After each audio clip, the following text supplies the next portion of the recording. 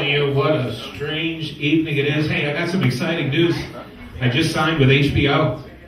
Yeah, they'll be there next week to install it. Hi, how you doing? Hi, Dad. Hi, Hershey's, folks, and all that. Boy, I tell you what, it's good to be here back in Scottsdale. Last week I appeared over in Apache Junction. And I can tell this is a Scottsdale group because I can see your teeth. I've worked at a place over there called the Hemorrhoid Room. Seemed to be a lot of assholes that were hanging out. And so on and so forth.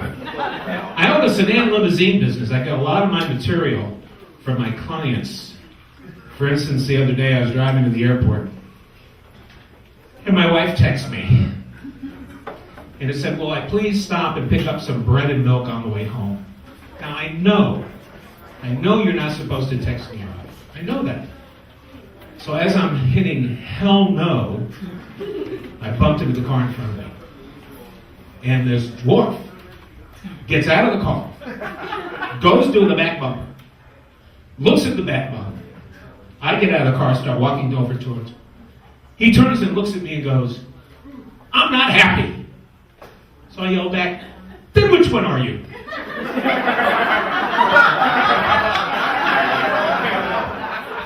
Now that's a simple joke, and I'm telling it to my client. And he's laughing, and his wife is sitting there just stern-faced, just nothing happening at all. And finally I hit the punchline, and she says to me, Jeffrey, 2 things I want to tell you. Number 1, I would be too embarrassed to ever tell anybody that I was texting and hit someone.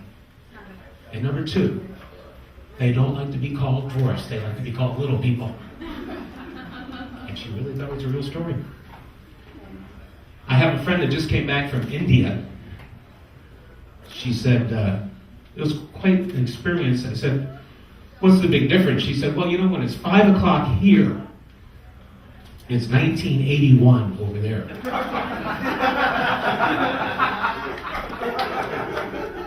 I said, well, let me ask you a question. How did you get there? She said, Air India. Have you ever flown Air India?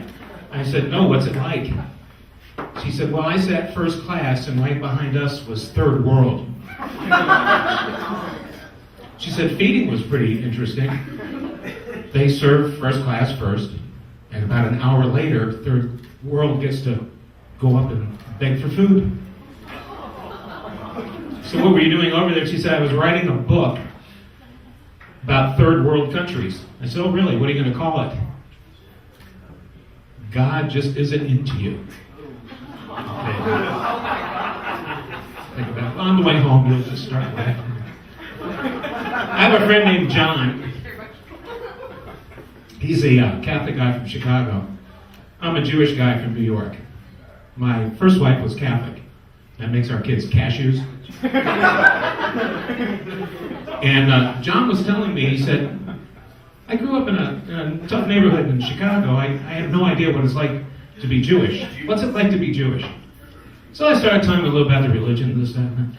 I got to the part where there's no hell in the Jewish religion. He goes, no hell in the Jewish religion. I do one little thing wrong, I get 20 Hail Marys, this, that, so on and so forth. That's not fair. There's no hell in the Jewish religion. And then it hit me. What if there was a hell in the Jewish religion? What would it be like? I have a list. I missed that. Was it good? No bagels. No bagels, okay. The top 10 ways of knowing you're in Jewish hell. Number 10, ready? You know you're in Jewish hell when Mexicans have Jewish gardeners. When Mexicans have Jewish gardeners. Hello, is this thing working? Number 9, you know you're in Jewish hell when you don't have an uncle who can get it for you wholesale. Number 8, you know you're in Jewish hell when your lawyer is a Baptist. Number 7, you know you're in Jewish hell when the only movies that you can see are Mel Gibson flicks. Mel Gibson? Okay. You know you're in Jewish hell when you become a NASCAR fan. Number 5, you know you're in Jewish hell when a Jew would actually lose an argument. I'm dealing with a lot of goyim out here, huh? Number 4, you know you're in Jewish hell when Jews and Gentiles have the same IQ. Ooh. My wife, who's Baptist, she said, Jeffrey, you can't say that. I said, say what? Well, you can't say the Jews are smarter. I said, I didn't. I said they had the same IQ. She there, you said it again. Number 3, you know you're in Jewish hell when you've just been elected the Grand Wizard of the KKK. This microphone's not working. Number 2, you know you're in Jewish hell when Jewish women find out that orgasms are real and the jewelry is fake. And number 1, you know you're in Jewish hell when you find out that the Messiah really is Jesus.